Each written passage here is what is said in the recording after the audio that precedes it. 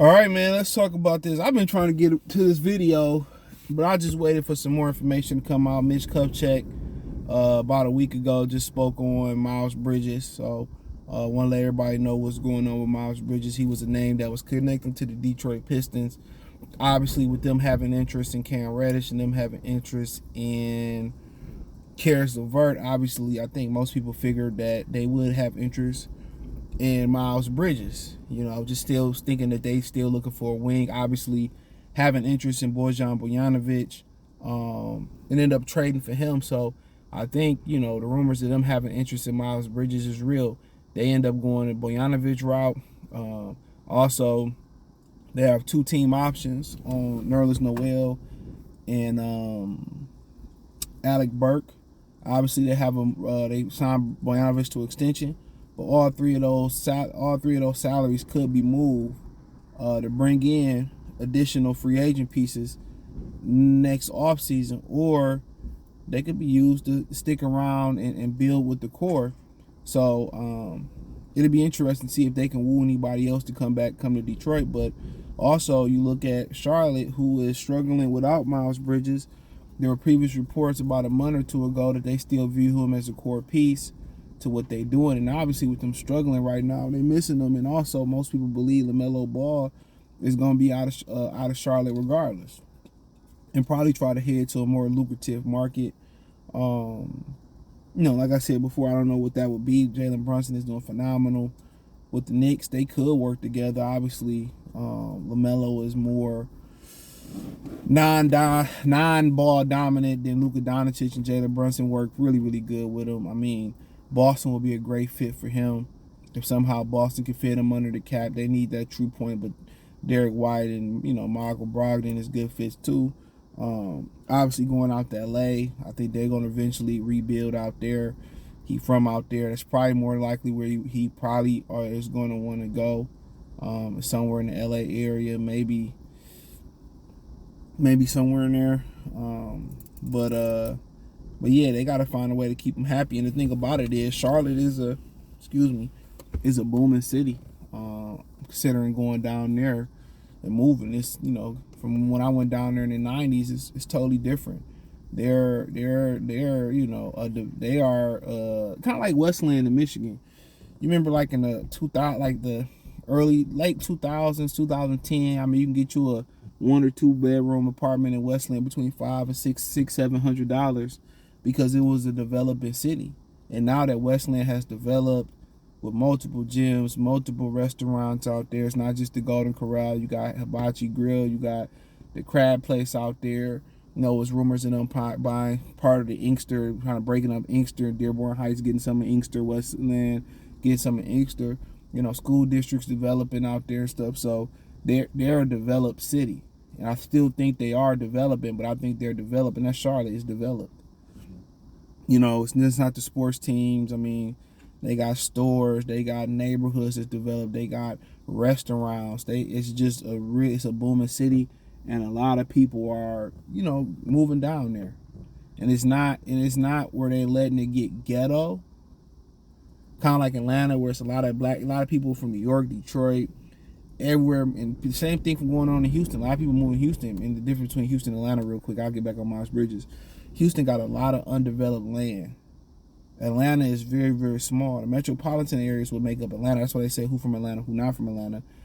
But a lot of urban people, a lot of them the wrong type of people moving to Atlanta and Houston.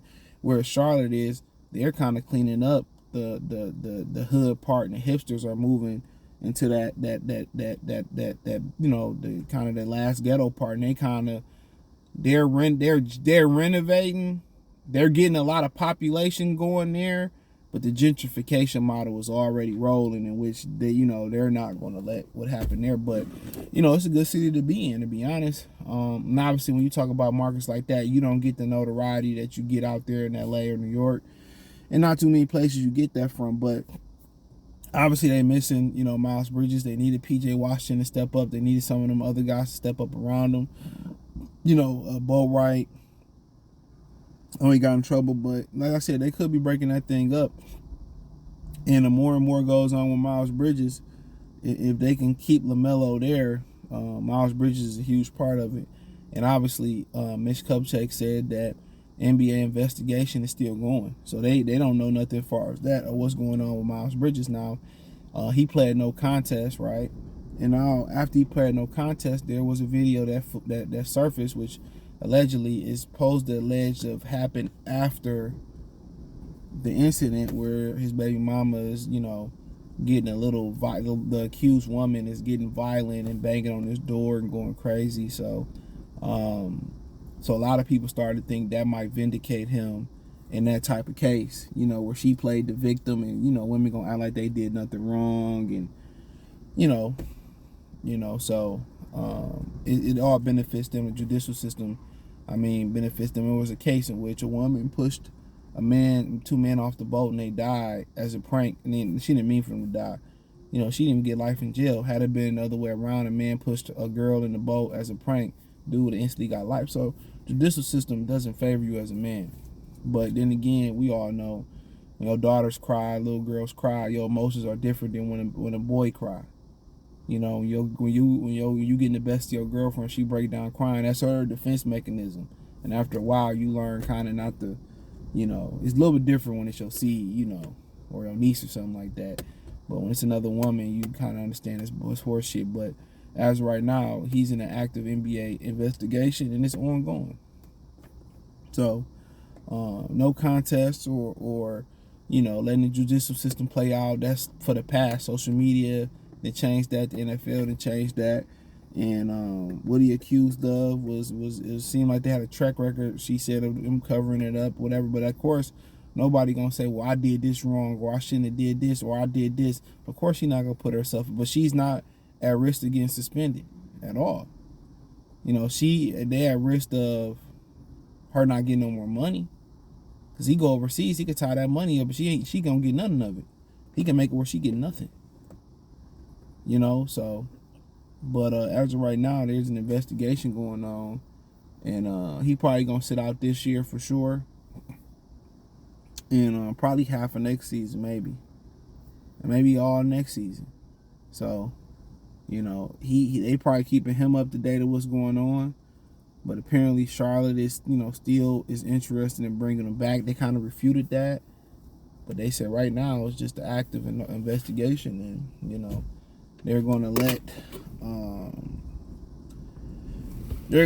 that play its part. So let me know what you girls and guys think. Thumbs up the video, share the video, subscribe to the channel. The subscribe button is the bell icon button.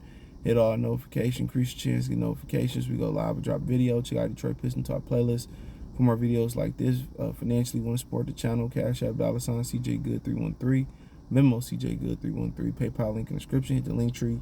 Find me on Twitch, Twitter, Instagram, Spotify, Anchor, Cash App, Venmo, PayPal. Appreciate the love and support. Check out Detroit Pistons Talk playlist for more videos like this. Peace.